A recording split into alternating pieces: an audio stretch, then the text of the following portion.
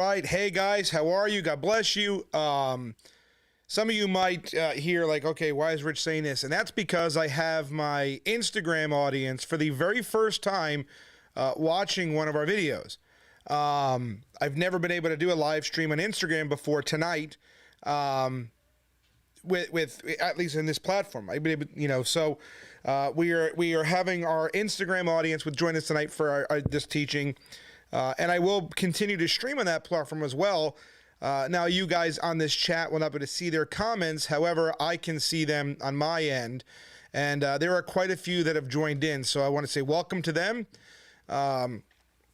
If you're watching, please hang in with us. Again, one of the things we do is we do a live video teaching Wednesday, Thursday, and Sunday nights. And we want to preach the Bible, the whole Bible, the truth, and nothing but the truth, regardless of our personal feelings, regardless of our biases. Everything is about the truth of the gospel, the truth of the Bible, and that's it. So that's what we do here as far as the teachings go. Now, as I go into tonight, again, on Instagram, you may not know who I'm talking about here, but Reuben Israel was the founder of Official Street Preachers. And Reuben Israel passed away in June, and we had went out to Los Angeles to see his family, to see his widow, and to go out there and just preach with the brothers and sisters out in Los Angeles. And it was a wonderful trip. Did a lot of preaching out there, got a lot of fellowship with the brothers and sisters out there. And on top of that, we also came back with a lot of stuff. I'm talking, I've got 3 boxes of stuff from Reuben. And on Tuesdays on my Facebook, we are at the behest of Reuben's sister.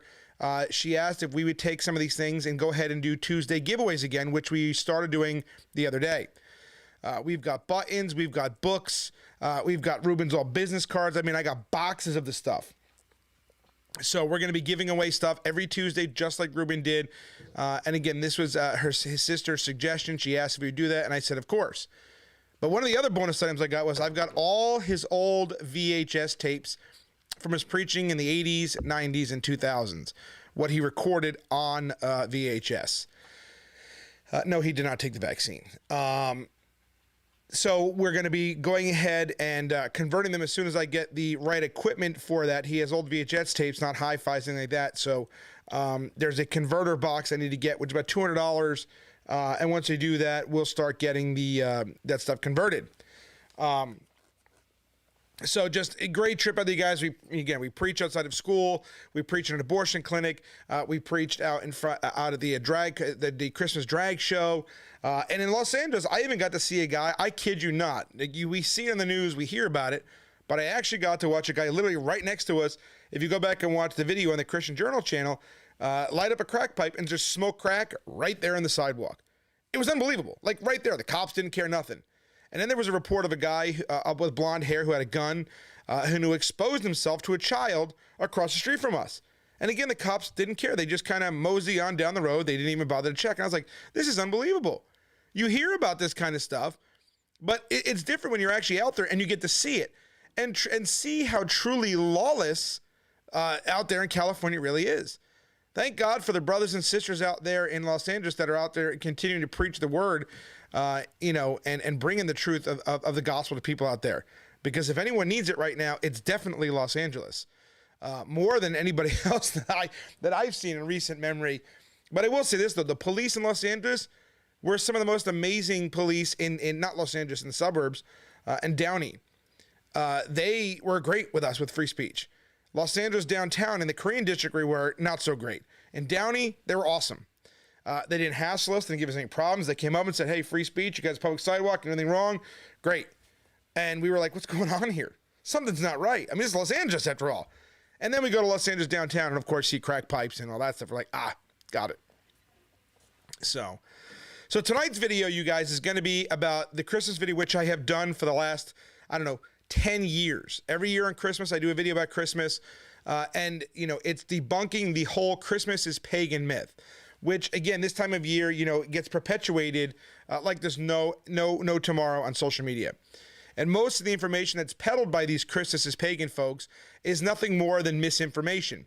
You will not find one ancient source that confirms any of the things that they claim. Christmas is not a rebranding of Saturnalia, not even the right date. And we're going to go through some of this. So what I've been asking them is give me one ancient source to confirm any of the things you say. It's amazing how all these fake, pagan gods and goddesses all just happen to be born on December 25th. It's not even logical to believe that. But yet there they are doing it over and over again. So as I do this video, I want you to remember this. Number one is we're not saying that you are obligated to celebrate Christmas. There is no command in the Bible to do so. We are not saying if you don't celebrate Christmas, you're going to go to hell, you're going to be damned, you're going to be cursed. You don't have to do that. If you're not celebrating Christmas and you're honoring God by doing so, God bless you for that.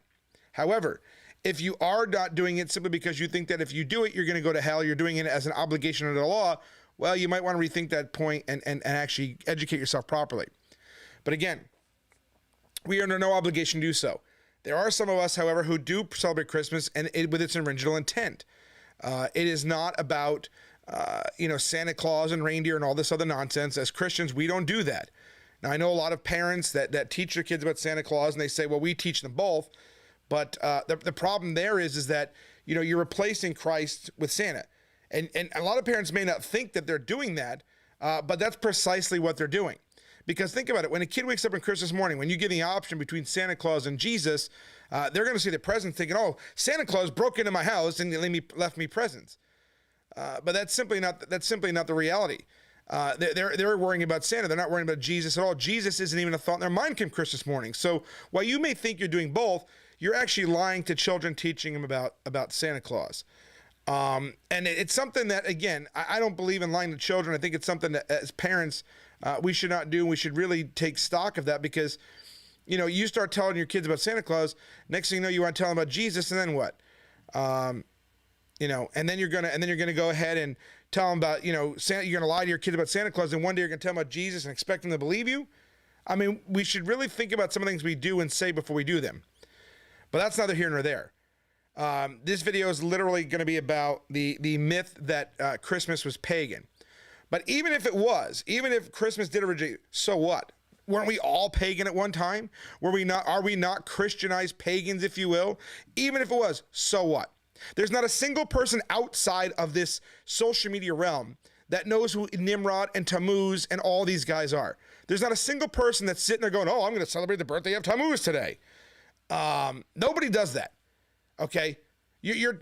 Some people are condemning people to hell for things that they have no idea. You're falsely accused. And this is no small thing. Some people don't want to get involved in this debate, but for me, this is not a small thing. When you start literally accusing people of going to hell for something like this, it's a problem, and we need to be better than that. We cannot do things like that because of our own personal biases.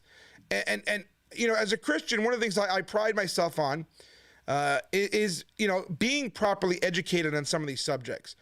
I'm a big history guy. I love history. I love studying.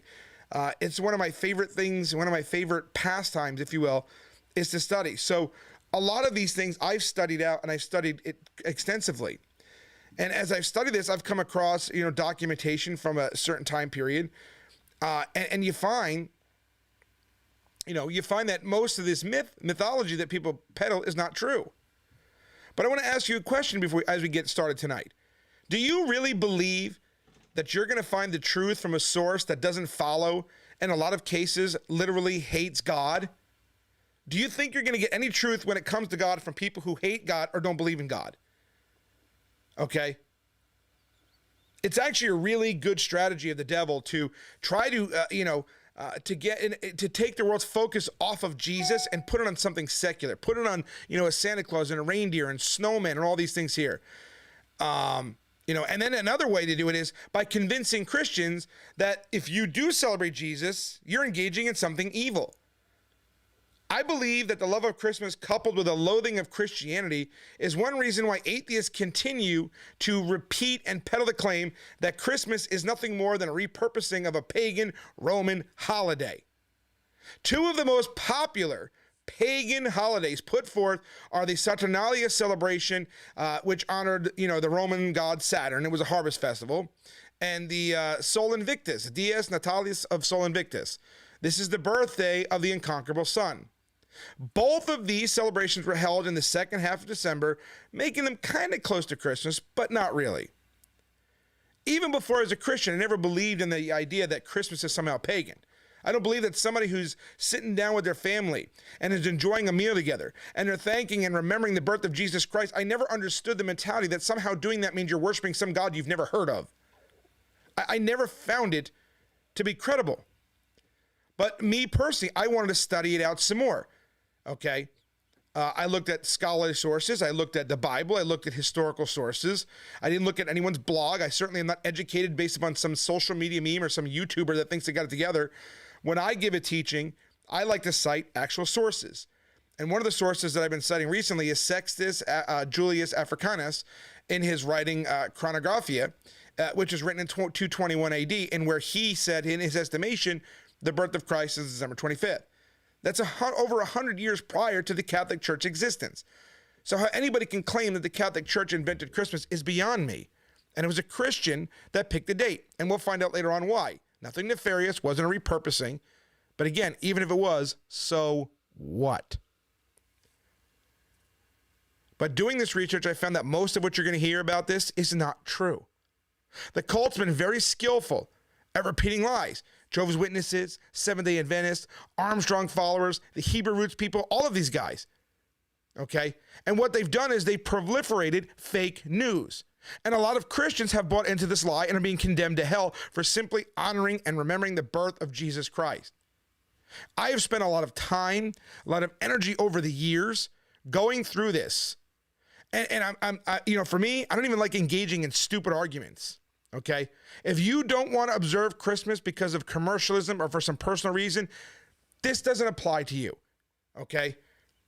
No, I am not in the business of condemning somebody to hell because they said, Christmas is about commercialism, because mostly, you are correct. Christmas is a commercialized holiday. Most people do not celebrate it because of Christ. That is true. So, but if you're one of those, this does not apply to you. But if you believe it's pagan and you think that Jeremiah 10 somehow applies to Christmas trees, I hope you're going to take time to actually sit down and listen.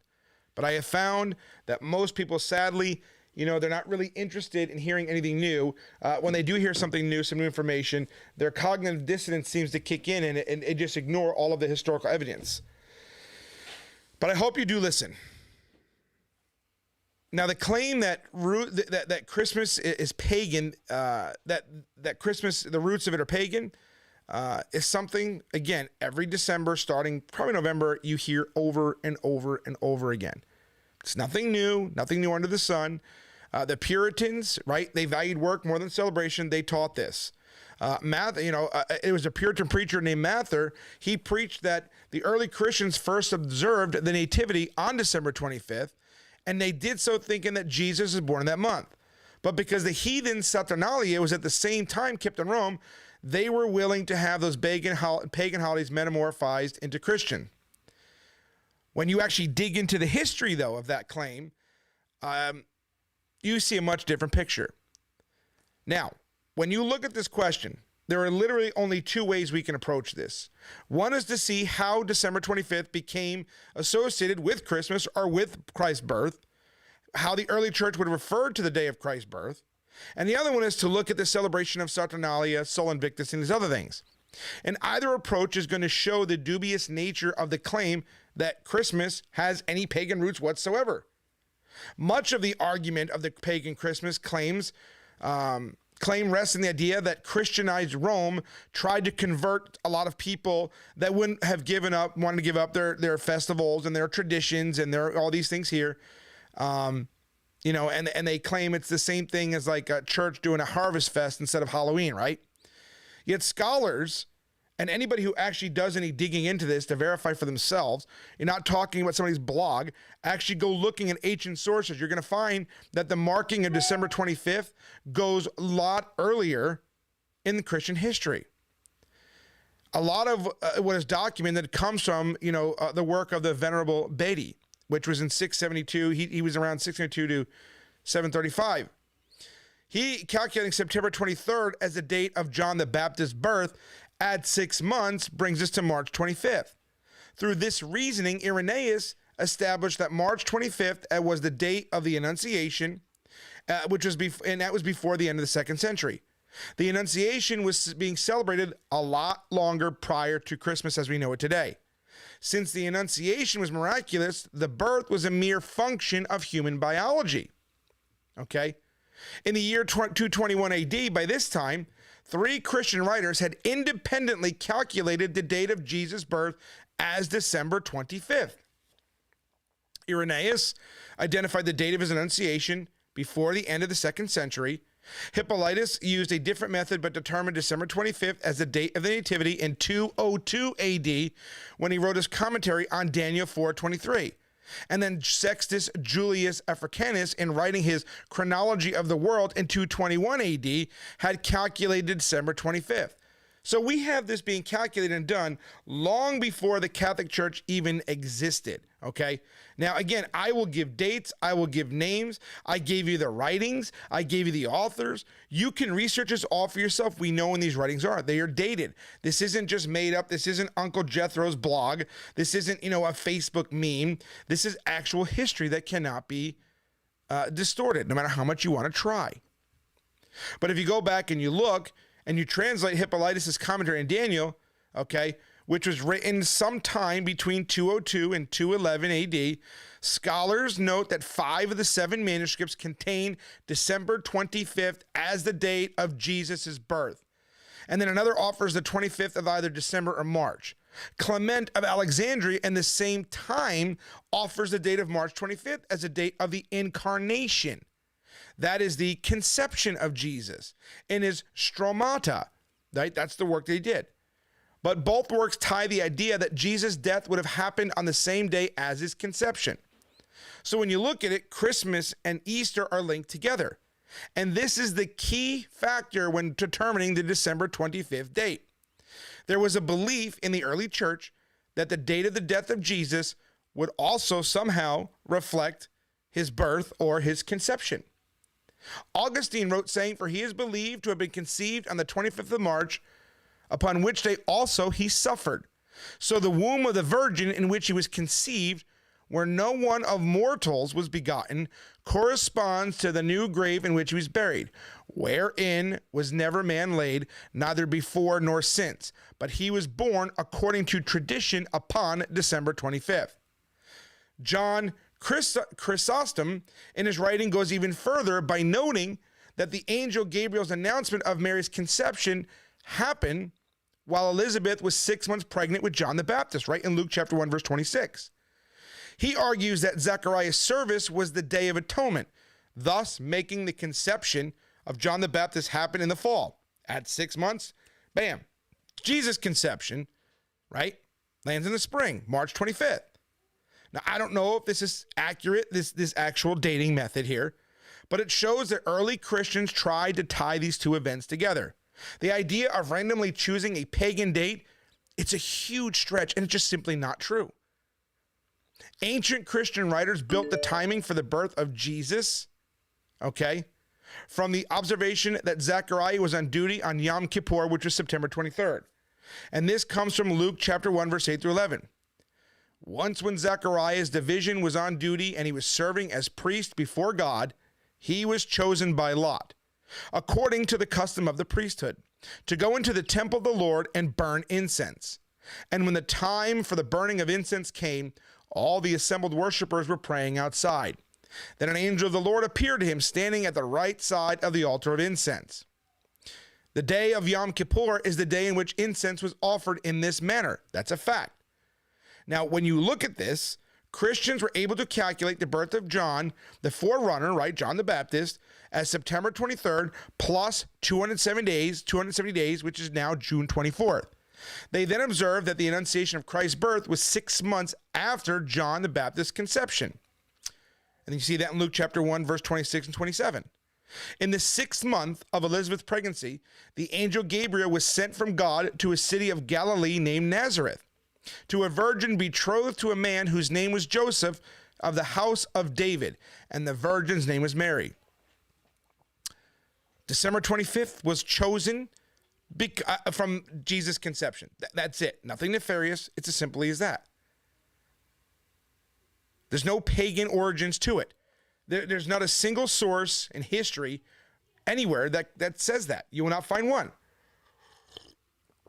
Now, for me as a Christian, I like to tell the truth, okay? Because if you're wrong about when you preach or teach other things, and you're wrong, and then you're showing you're wrong, and you continue peddling that, that means that you can't be trusted even as a biblical source, okay? You definitely, can't be trusted. You cannot be taken seriously, okay? So we got to make sure as Christians that we are correct when we teach and say things, because if we're not, we could wind up in hot water, because it could hurt our witness and it could hurt our credibility when it comes to trying to reach people for the gospel, for Christ. So the most loudly touted theory about the origins of the Christmas date, that it was borrowed from some pagan celebration, is just not true. The Romans had their midwinter Saturnalia festival in late December. Barbarian people of northern and western Europe kept holidays at similar times. In 274 AD, by the way, the Roman Emperor Aurelian established a feast of the birth of Sol Invictus on December 25th. Christmas is really a spin-off from these fake pagan festivals, they say, right? However, Christians deliberately chose these dates to encourage the spread of Christmas and Christianity throughout the Roman Empire. If Christmas looked like a pagan holiday, more pagans would be open to both the holiday and the God whose birth it was celebrated. It doesn't make any sense to sit there and say that. If Christmas looked like a pagan holiday, more pagans would be open to both the holiday and the God whose birth it celebrated.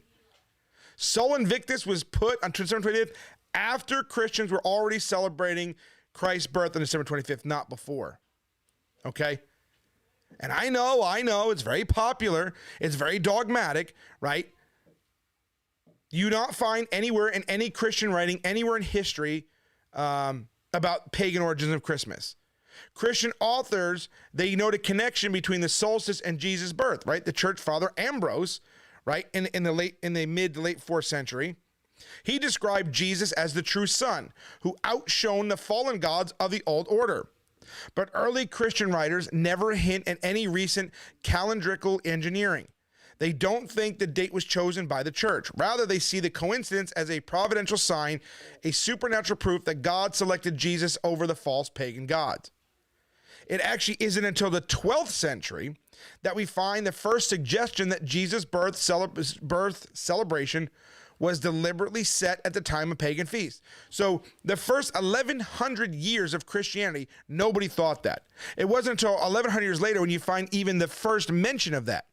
And it was only in a marginal note on a manuscript of the writings of the Syriac biblical commentator Dionysius Bar Salibi, and he states that in ancient times, the Christmas holiday was actually shifted from January 6th to December 25th, so that it fell on the same day as the pagan Sol Invictus holiday. In the 18th and the 19th centuries, Bible scholars, spurred on by new study, they latched onto this idea. They claimed that because the early Christians didn't know when Jesus was born, they just assimilated pagan solstice festivals or feast holidays for their own, claiming it was a time of the Messiah's birth and celebrating accordingly. But again, Emperor Aurelian, right, established the Sol Invictus on December 25th in 274 AD. He decreed that day as the day of the winter solstice celebration. This is more than 50 years after Sextus Julius Africanus established Christ's birth, 72 years after Hippolytus had done so, and 100 years after Irenaeus established March 25th as the Annunciation. So here's the thing. If Christians were recognizing the birth of Christ by the beginning of the 3rd century, does it make sense to think that this was a 4th century invention to sway the Roman populace over to Christianity? Christianity was gaining ground in the time of Clement. I mean, it doesn't mean that they weren't in persecution, they were, but it was gaining ground. And it wasn't borrowing much from pagan customs at all at the time. So why believe that they would do it on this date when they didn't do it for anything else? That literally makes no sense, and it's only because people want to tie it to the Catholic Church.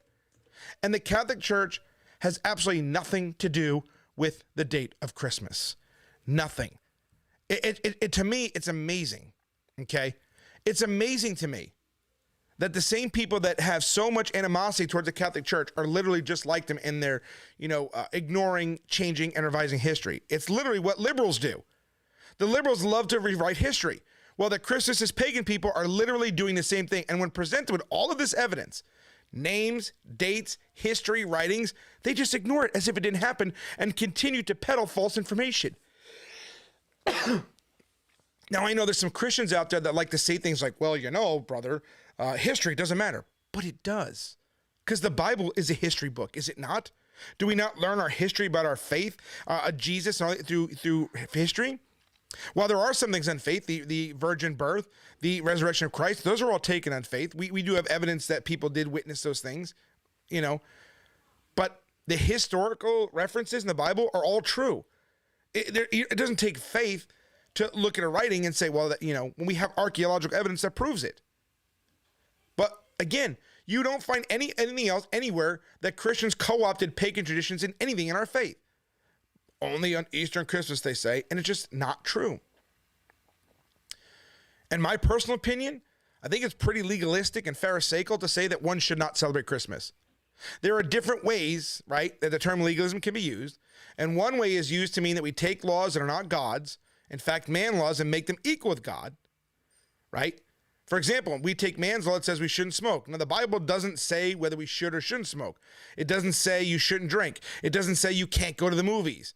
We take our rules that we apply in our church or denomination and apply it to everybody.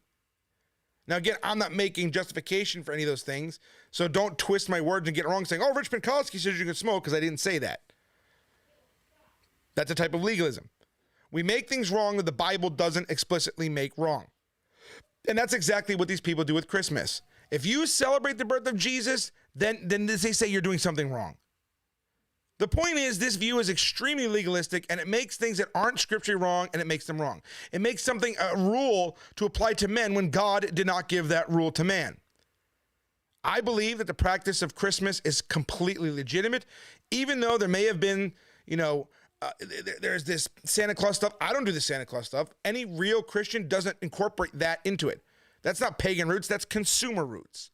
It's a focus. It's a way to take the focus off of Jesus. That's all it is. It doesn't mean just because some people do it this way, that means that everybody's wrong. Because you know what? When we do Christmas, my kids know Santa Claus isn't real. My kids know any gift we give them comes from me and their mother. And you know what? My kids appreciate it more because they know mommy and daddy took the time to ask them what they wanted and get them the gifts they want. When you ask my children, why do mommy and daddy give you gifts? They say, because you love us. And I say, right. So who else? And they say, because God gave Jesus Christ as a gift because God loves us. That's how my kids view gift giving on Christmas. There's nothing wrong with that. There's nothing saying, oh my gosh, Rich, you're going to hell for that. No, there is absolutely nothing wrong with that. Okay. So we're celebrating the birth of Jesus. Now, again, we're not obligated to do so. There's nothing in Scripture that says that we have to. But it does strike me that it is entirely appropriate. It's appropriate, but not obligatory. If you look back at the Old Testament, one of the things that God did is he arranged for the Jews to celebrate festivals that he established to remind them of the significance of that event by participating in these festivals annually every year. That's the point of those festivals, as a reminder, okay? God wanted them to remember these things. Even Hanukkah wasn't given by God in Scripture. It's something that they do to recollect a deliverance, a special deliverance that God gave them during what we call the intertestamental period, which is those 400 years between Malachi and Jesus. Theirs is a festival that is common now, but it has no source in Scripture. But it does function like many other things that are in Scripture. It reminds people every year of God's faithfulness. So for me as a Christian, I don't see anything wrong, and I think it is in with God's purview to honor and remember the birth of Christ. There's the two biggest significant events in our history, the birth in Christ and the death and resurrection, three things. Those are the three biggest things that we should remember. Nobody argues that we don't remember the resurrection. Nobody argues we don't remember the death of Christ. But for some reason we argue we should remember the birth. God had a festival for every major thing he did for the Jewish people, and he wanted them to remember. So why would God not want us to remember Christ's birth? Again, not obligatory, but what's wrong with it? Nothing. I don't know how anybody can look at some of the songs that we sing and say that it's pagan. Look at some of the things that we do. We talk about Jesus Christ. This entire month we've been nothing but talking about Jesus is real. How is that pagan? Even if the word Christmas itself, the word comes from the Catholic Christ Mass, the word, it doesn't mean that now.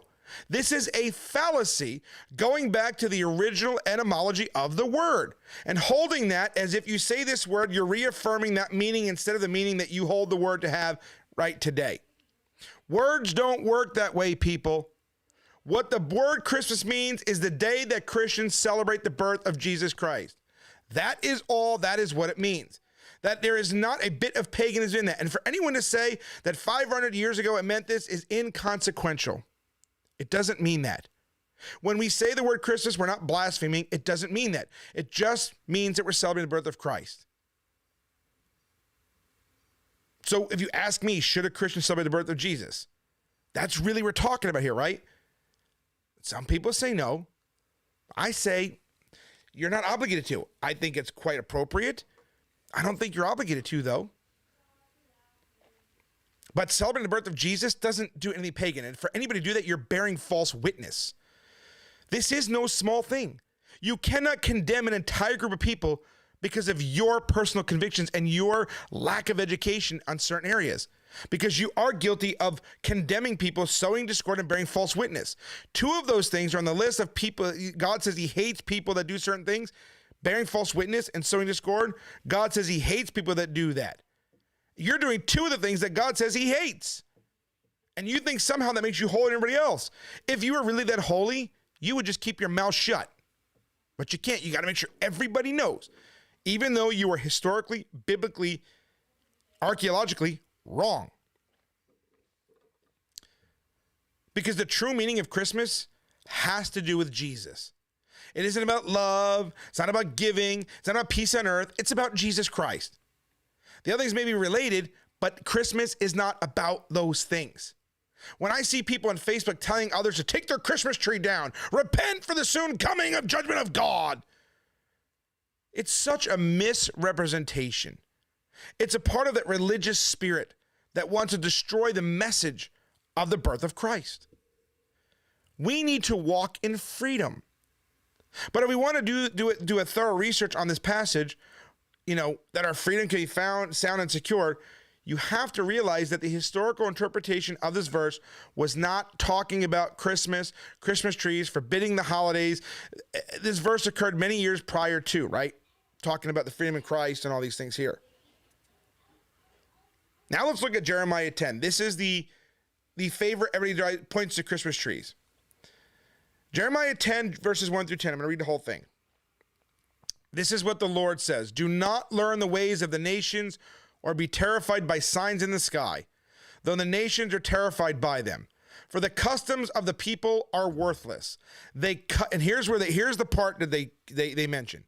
They cut a tree out of the forest, and a craftsman shapes it with his chisel.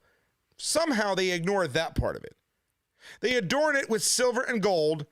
They fasten it with a hammer and nails so it will not totter. Again, they ignore the hammer and nails part of it. And they take silver and gold. See, you put Christmas decorations, silver and gold.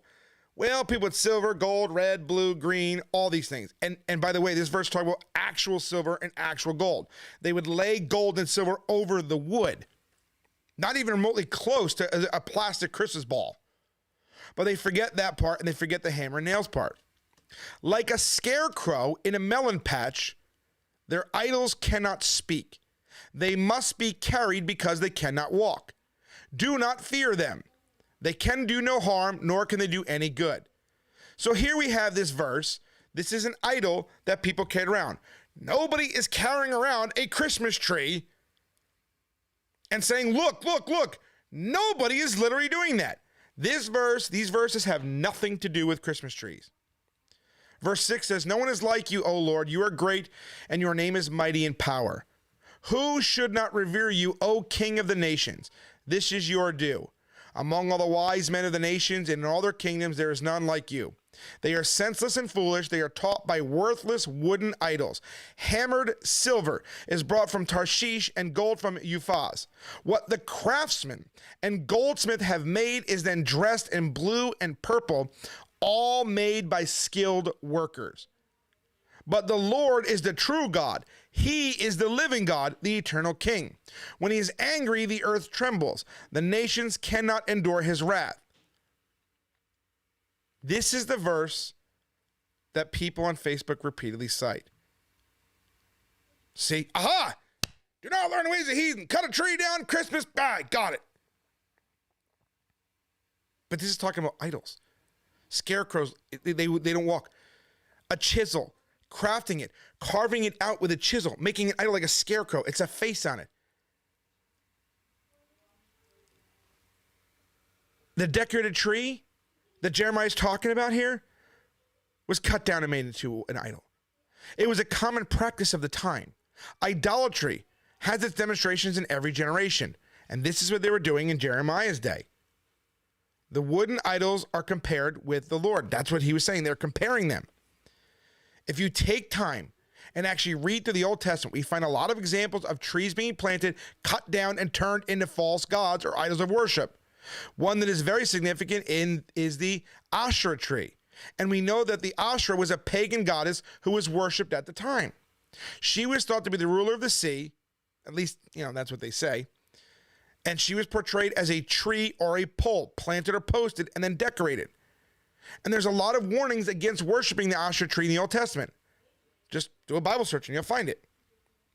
In Exodus chapter 34, verse 12 through 14, we see, be careful not to make a treaty with those who live in the land where you're going, or they will be a snare among you. Break down their altars, smash their sacred stones, and cut down their Asherah poles. Do not worship any other god, for the Lord, whose name is jealous, is a jealous God. Now we also can see in Deuteronomy chapter 16, Micah chapter 5, that Asherah trees are planted. Sometimes they're erected. In 1 Kings, 2 Kings, altars, incense, all these things.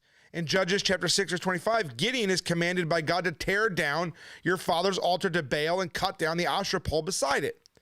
Isaiah 17, chapter 8, and Jeremiah 17, chapter 2, the Asherah, along with other man-made idols, were decorated with cloth hangings, as well as gold and silver. If you move on down the line to Isaiah chapter 44, verse 14 through 19, you see a detailed picture of how a tree was cut down and fashioned into an idol.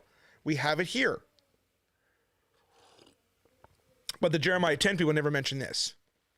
He cut down cedars, or perhaps took a cypress and oak. He let it grow among the trees of the forest, or planted a pine, and the rain made it grow. It is man's fuel for burning. Some of it he takes and warms himself. He kindles a fire and bakes bread.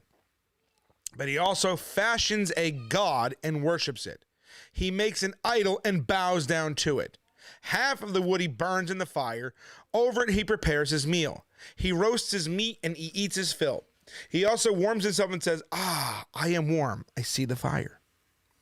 From the rest he makes a god, his idol. He bows down to it and worships. He prays to it and says, save me, you are my God. They know nothing. They understand nothing. Their eyes are plastered over so they cannot see, and their minds closed so they cannot understand. No one stops to think. No one has the knowledge or understanding to say, half of it I use for fuel. I even baked bread over its coals. I roasted meat and I ate. Shall I make a detestable thing from what is left? Shall I bow down to a block of wood? We can clearly see that cutting down a tree, decorating and worshiping it as God and as one's idol is forbidden. No one's going to argue that. It has nothing to do with observing a holiday that celebrates the birth of Jesus. Most people have no clue that the Old Testament speaks of all this, and they're just simply decorating a tree. That's it. God is a God of the heart. He isn't up in heaven with a suspicious intent going, finding his children caught in the act of something that he must come down and judge them for. The Bible teaches Jesus died in our place, so that no one ever had to live apart from God, as long as we repent and obey Jesus. He says to receive this free gift and we shall have eternal life. Pretty ironic, isn't it? That someone would teach that God so loved the world that he gave his only begotten son to die for them, but now he's suspicious and angry for the very same people because they have a tree in their living room. Come on. If you're gathering at a tree and you're praying to it, worshiping it, asking it to answer your prayers, well, yeah, then that's an issue we can discuss. But I don't think anyone is doing that, okay? Some of you Christians and pagan people are going to have a real problem if you look at some of these verses. Let's take a look at Isaiah chapter 60. I believe it's verse 13. Let's see how they decorate the temple. Some of you are going to have your minds blown right now. The glory of Lebanon will come to you, the juniper, the box tree, and the cypress together, to beautify the place of my sanctuary, and I shall make the place of my feet glorious. Are you telling me they cut down trees and you brought them into the sanctuary for a decoration? How could you, Isaiah? How could you do that? Unbelievable. I can't believe it. If you look at 2 Kings chapter 6, some of you are going to have your mind blown even more. Let's look how they decorated the sanctuary and the temple back then. Let's see what they used, right? Let's see. Look here. Please, Jordan, make us a place. Where is it here? The one said, okay. No, my Lord, Elijah. I might be wrong here about that verse. Do not fear, Elijah. Okay. I'm obviously not correct on 2 King. You okay? Maybe it's 1 Kings 6. Sometimes they get this first and second ones messed up, but let's see. Oh, yes, 1 Kings chapter 6, sorry. Now it came about in the 480th year after the sons of Israel came out of the land of Egypt, in the 4th year of Solomon, God bless you, Solomon's reign over Israel, in the month of Zib, which is 2nd month, he began to build the house of the Lord. And for the house which King Solomon built for the Lord, its length was 60 cubits, and its width 20 cubits, and its height 30 cubits. The porch in front of the nave of the house was 20 cubits in length. All right, let's get back. Let's go to the decorations. Also for the house, we made windows with artistic frames. Against the wall of the house, we built stories encompassing the walls of the house around both the nave and the inner sanctuary. Thus he made side chambers all around. The lowest story was 5 cubits wide, and the middle was 6 cubits wide. Okay, I'm looking for the direct, okay. Verse 7, the house, what was being built, was built of stone prepared at the quarry, and there was neither hammer nor axe or any iron tool heard in the house while it was being built. The doorway for the lowest side chamber was on the right side of the house, and they would go up by winding stairs to the middle story from the middle of the third. He built the house and finished it, and he covered the house with beams and planks of cedar. He built stories against the whole house, each 5 cubits high, and they were fastened to the house with timbers of cedar. Now the word of the Lord came to Solomon, saying, concerning this house which you are building, if you will walk in my statutes and execute my ordinances and keep all my commandments by walking in them, then I will carry out my word with you, which I spoke to David your father. I will dwell among the sons of Israel, and I will not forsake my people Israel. So Solomon built the house and finished it. Then he built the walls of the house on the inside with boards of cedar from the floor of the house to the ceiling. He overlaid the walls on the inside with wood, and he overlaid the floor of the house with boards of cypress. He built 20 cubits of the rear part of the house with boards of cedar from the floor to the ceiling. He built them for on the inside as an inner sanctuary, even as the most holy place. The house, that is, the nave in front of the inner sanctuary, was 40 cubits long. There was cedar on the house within, carved in the shape of gourds and open flowers. All was cedar. There was no stone seen.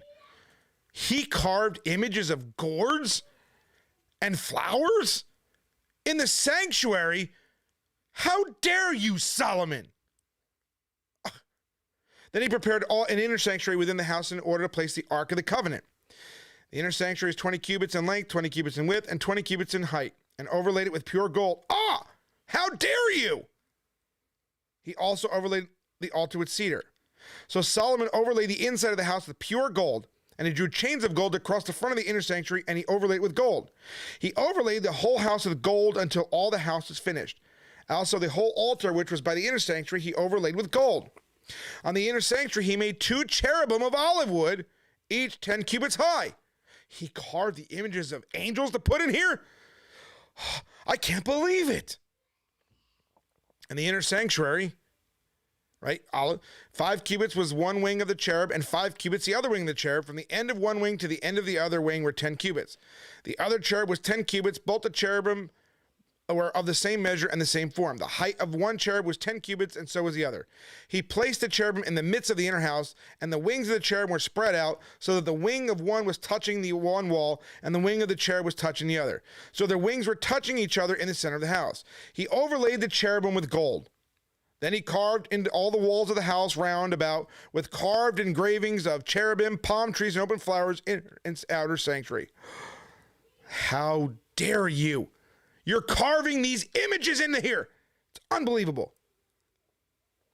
Now, if you go to verse 32, he says, so he made 2 doors of olive wood, and he carved on them carvings of cherubim, palm trees, and open flowers, and overlaid them with gold.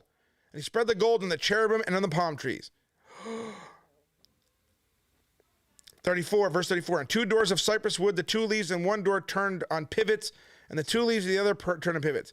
He carved on it cherubim, palm trees, and open flowers, and he overlaid them with gold, and he even applied on the engraved work. This is unbelievable, Solomon. How dare you put those images in there? How dare you? Unbelievable. You can't do that.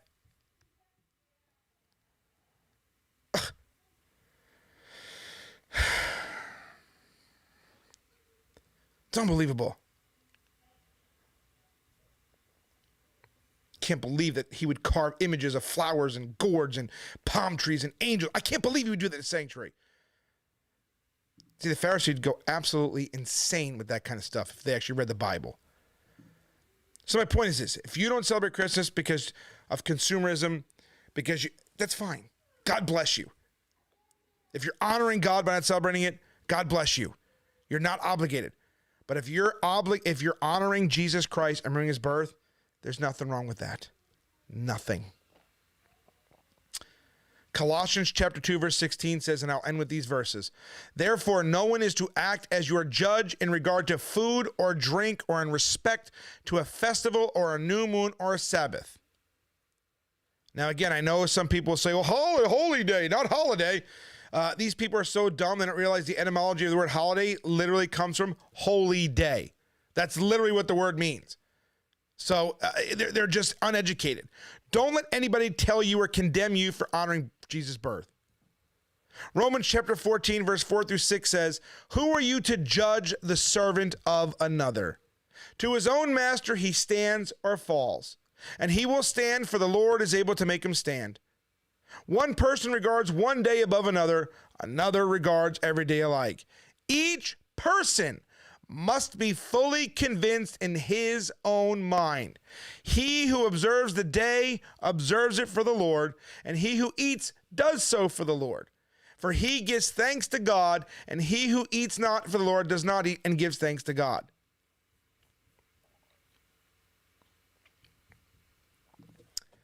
So, Christmas does not have roots in paganism. December 25th was not chosen for any nefarious purpose. We have writings going way back, way back, all the way to the early 200s, which was hundreds of years before the Catholic Church even existed. And in 202 AD, December 25th, we see from Hippolytus, was over 50 years prior to the Sol Invictus being pushed by Emperor Aurelian on December 25th. And if somebody is this uneducated when it comes to history, can you really listen to anything they have to say? Can you really take seriously their eisegesis, and that's what they're doing? We have history. We can't sit there and ignore it simply for the sake of, well, I don't care. I don't care what you say. The Catholic, I literally heard people say it. I've even heard, you want the proof I'm saying, every single thing that I did, you can go look. Sextus Julius Africanus, Hippolytus, Irenaeus, Clement of Alexandria, all those things, it's all there.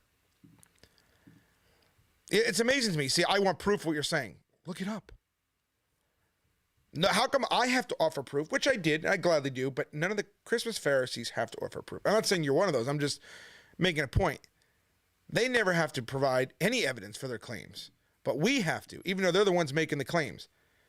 To me, it's amazing how that works. That this is what we've come to in Christianity. So my point in doing all this for you guys today is this.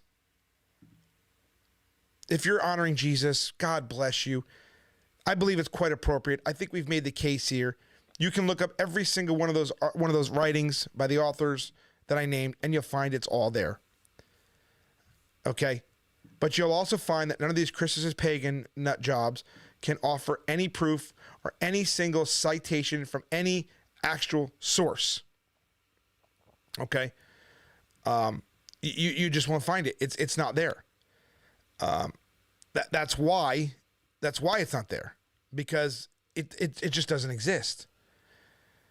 So don't let these people tell you that you're going to go to hell for honoring the birth of Jesus. That doesn't even make any sense, does it? We have freedom in Christ. There's nothing pagan about remembering the birth of our Lord and Savior Jesus Christ.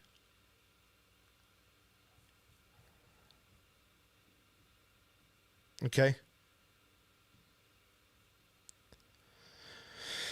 No, I know that, but I'm on a YouTube video. If I had a handout, I would hand it to you right now to look up. You're right. No problem. I would do that in 2 seconds.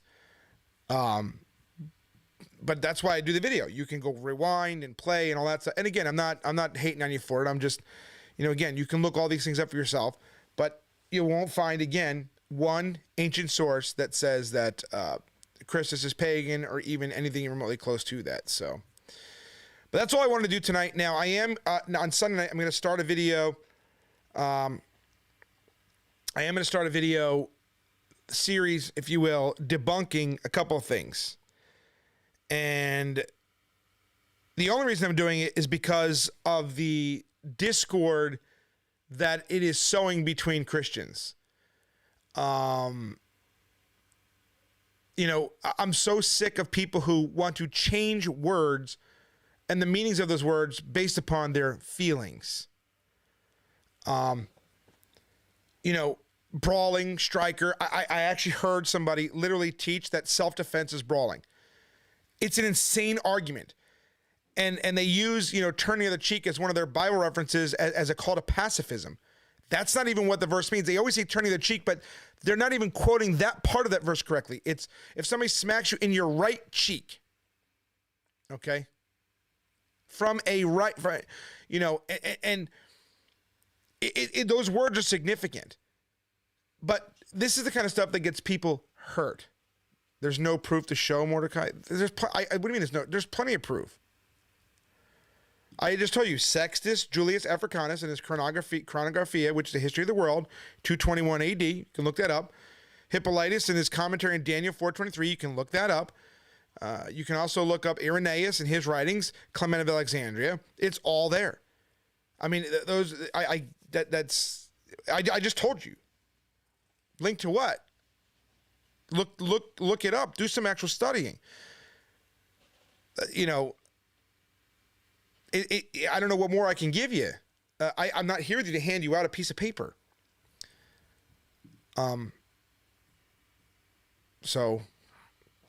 anyway, I did a view on railing and the definition, and we asked somebody today, what's the definition of railing? Because again, there are people calling other churches, members of churches, saying you shouldn't go to that church.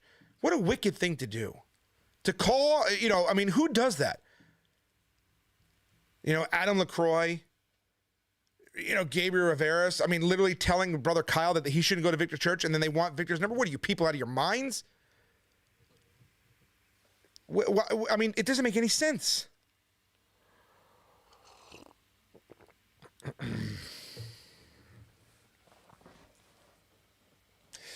And I've even had Dr. Michael Brown look at it, and he said it's poor exegesis. And I tried to correct Adam today about it. And I said, listen, you're going to cause a lot of harm. You're telling people that if they defend their life or defend the life of somebody else, that they're brawling and they're going to go to hell. And if they don't believe you, that they just want a revelation from God. You want to talk about gaslighting somebody and then told me that I don't have a revelation that he has. And I need to pray about it. I'm like, what are we, Mormons now? What, I need a burning of the bosom to make sure?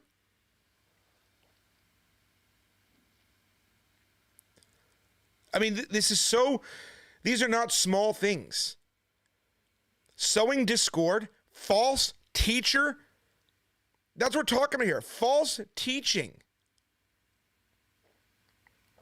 It's a serious issue, and we're going to start doing that on Sunday night. Now, as far as some of these other things, Santa is an anagram for Satan. Do you know that that actually started as a Saturday Night Live joke from Dana Carvey with that church woman? There is no history to that whatsoever. Santa Claus is a fictional character meant to detract from Jesus Christ. It's not an anagram of Satan. Satan it literally means the accuser, but everyone wants to be so spiritual about things that we interject things, and you're taking your lessons and your morality from a comedian. For crying out loud. A comedian is where you're getting your source from. By the way, this is a mug from Ruben's that his sister gave me. Gave me this mug from Ruben. One of Ruben's mugs. So, I got all kinds of stuff here. So, that's my video for tonight, guys. Only an hour long. But I think it's important. I wanted to keep it that way on purpose so that people can go back. I know I talked fast through it, but I want people to actually watch it. I want people to go look up those sources for themselves. Verify this stuff, okay? I get what you're saying here, oh, the paper, proof. I gave you names, dates, and the writings itself. At some point in Christianity, we have to learn to kind of do our own research, okay? We kind of have to do that. None were presented. See, now all right, whatever. Now, as far as Christmas goes, a celebration, today's Christmas celebration is nothing like it was even 100 years ago. See, today's Christmas is about consumerism. Stores saw an opportunity to go, we can make some money by selling stuff. And voila, modern day Christmas was born.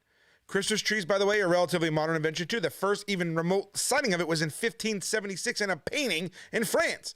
You never even heard of a Christmas tree prior to that. Those are facts. Christmas celebration used to be just a festival, a feast. That's it, just like any other one. They had a meal, a celebration. That's it. Okay? But to sit there and say I didn't get proof, I mean, that's just, you see what I'm saying? It's just not true.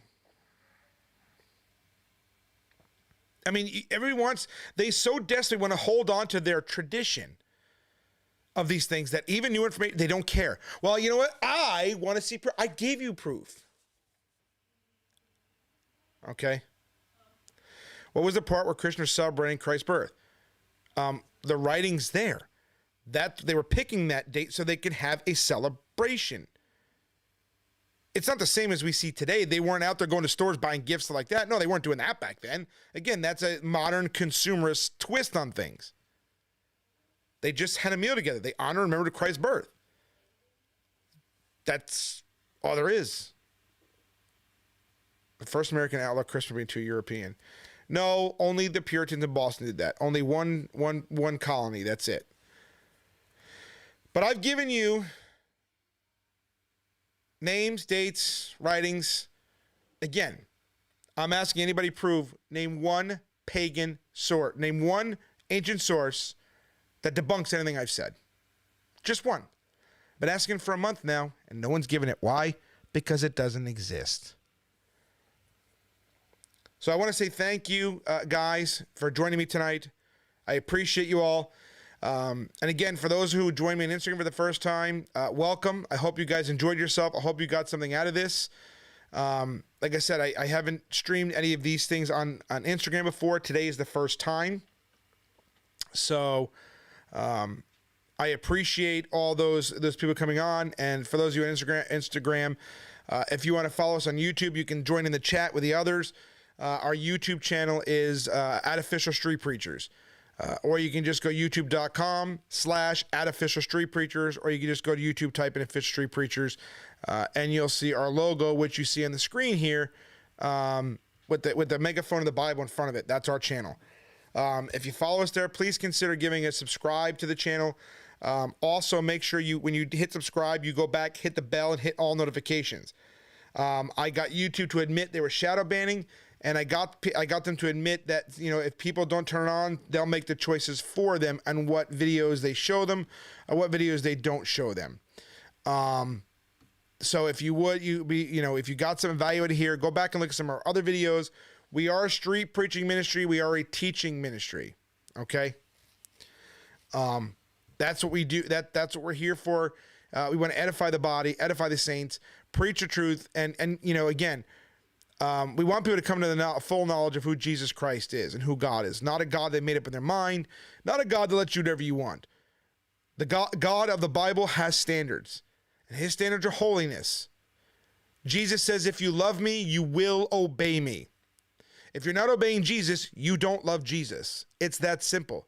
You can tell me you love him till the cows come home, but if you're not obeying Jesus, you don't love Jesus. That is what he himself said. But Sunday night, we're going to start dissecting some of those videos to prove, to show what brawling is and how, biblically speaking, we are allowed to defend ourselves and we are allowed to defend the life of other people. I believe if you stand there and watch somebody get pummeled to death, then you're evil. I don't say anybody who calls a Christian could sit there and just watch. So make sure you subscribe, make sure you hit that button, and please encourage others to follow and like the channel too. With the shadow ban that YouTube has on us, which they've admitted to, and I shared that email with some of you, the only way we can get around that is by helping each other. So if you would do that, I appreciate that, and we're thankful for that as well. Also, don't forget, I do want to convert all those tapes, which are, where's that tub? It's actually over here to the left of me, in front of me. And I have all these. I'm going to show you here. I have a whole box with, I don't know who this person is yet, but I got a whole box of books here from Ruben's house. I mean, literally an entire box. Somebody named Mark Cahill. He's got a whole book, a whole thing of books here. I've got tons of these books. I've got Our Men Born Sinners: The Myth of Original Sin by Alfred Overstreet. I have. This is all came from Ruben. I don't remember him giving these books away from Cahill, and I don't know much about who this person is, so I have to do some research to make sure it's sound before I give them away. But I do have these books here that were in Ruben's house, and his sisters gave them to me. I thought there was some books from Jim Weber in here, but I don't see them in here. I have, let's see, Ransom: The High Cost of Sin by Dean Harvey. I think some of these people might have given Ruben books to give away. Sanctification by Charles Finney's in here. Let's see what else. Just the Facts About Jesus by Larry Keffer. More of those are You Born Sinner? There's a couple of DVDs in here. Let's see what we got here. Let's go through this here. So I got like I said, I got a bunch of stuff here. And like I said, these are going to be on the giveaway Tuesdays. So if you want to be part of that, make sure you're friends with me on Facebook, which is facebook.com/the Firebrand Preacher. So I have, let's see. I haven't done the Zoom one in a while. Lukewarm No More and Stand Out. Mark Cahill. Again, I don't know much about who this guy is, but they're in there. And there's a couple DVDs here. Kevin Farrer, Africa 2008. There's 3. I'm assuming the same one. They're the same thing because they all label the same. So I got 3 DVDs from Kevin Farrer. I don't know what's on there. I have to watch it and see for myself. But I got all kinds of stuff. I got a box in front of me here, in front of my desk, which has buttons in it. I've got boxes of ammunition here that we got. So 223 ammo we got. Now I can't give this away, obviously. This box looks like it's water damaged. Let me take a look and see.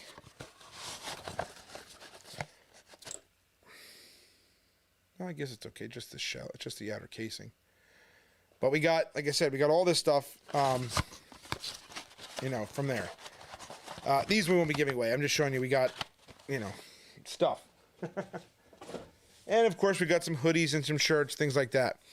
So, again, my Facebook page is facebook.com/the Firebrand Preacher for the Tuesday giveaway. If you want to help us with converting those VHS tapes, the machine I need is about $200. Unfortunately, I'm tapped out because of that trip to LA was over $1,000 for us. So if you can help with that machine, I'd appreciate it. Also, we still want to go out and preach in Dallas. And again, street preaching is not cheap. It costs money, unfortunately. But if you want to help support the ministry, again, remember, we are shut down over 40 drag queen story hours. We stopped Oklahoma Children's Hospital from performing transgender surgeries and giving puberty blockers to kids. We stopped the drag show happening at OSU and Bartlesville. There is no drag queen story hours taking place right now in the state of Oklahoma. In Tennessee, I testified in a House Judiciary Committee against Facebook and helped write a bill to stop the drag queen shows. God has really used us, and God has really worked through us to end and expose a lot of this stuff. And we're very appreciative and thankful for that because, again, at the end of the day, it's God doing it. We're just servants obeying God and just showing up, and then he does the rest. If you want to help us continue that mission to stop the sexualizing of our children, you can donate on our website, officialstreetpreachers.com/give. We also have Venmo, which is at Official Street Preachers, and Zelle, which is admin@officialstreetpreachers.com. The links are in the description on our Rumble channel and our YouTube channel, and are also scrolling at the bottom of the screen here. Again, every donation we get goes back into ministry, our traveling expenses, shipping items out, shipping Bibles out. We also have a young lady in Florida that we are looking, I told you about her, to rescue, who's in a bad situation. We're still praying about that, making sure everything's on the up and up. So please keep us in prayer with that as well. But if you do want to help with our ministry so that we can continue traveling, preaching, and standing against evil and the sexualizing and trafficking of children, again, please consider giving a donation on our website, officialstreetpreachers.com/give. If you want to help with that machine, as soon as I get the $200, I'm going to buy the machine. I'm going to start converting Ruben's videos, and I will upload them to the YouTube channel, youtube.com/@officialstreetpreachers. I put a little clip up today from Kevin Deegan of 2001 Ruben and Gasparilla at Super Bowl at the same time, where he told people wearing plastic beads they look like a plastic Mr. T. It's quite entertaining. With that said, thank you guys so much. I appreciate you all. We love you all. God bless you all. Don't forget, Sunday night, we're going to start breaking down Adam LaCroix's video on what brawling is. We're going to give you the truth, the etymology of the word, what it means biblically, and how self-defense is completely biblical. Love you guys. God bless each and every one of you. I'll see you guys Sunday night. I would like to address some of you upcoming street preachers. You have to understand, you're not going to be a pulpit preacher. You're not going to preach in very nice places. As a matter of fact, where God will send you, it's going to be a little bit dirty. Unfortunately, most ministers see their flock dressed nice, looking nice, smelling nice on Sunday, but we see them from Monday through Saturday at any given place. And so that flock is a mess. And you have to understand, when you preach open air, it's not going to be glamorous. Unfortunately, God's going to send you into the filth, the wickedness. You're going to understand why, even at one point, God resented even making mankind. And so you need to count the cost. There's nothing glamorous. There's nothing wonderful and beautiful. It's not, you can forget about being a missionary to Hawaii.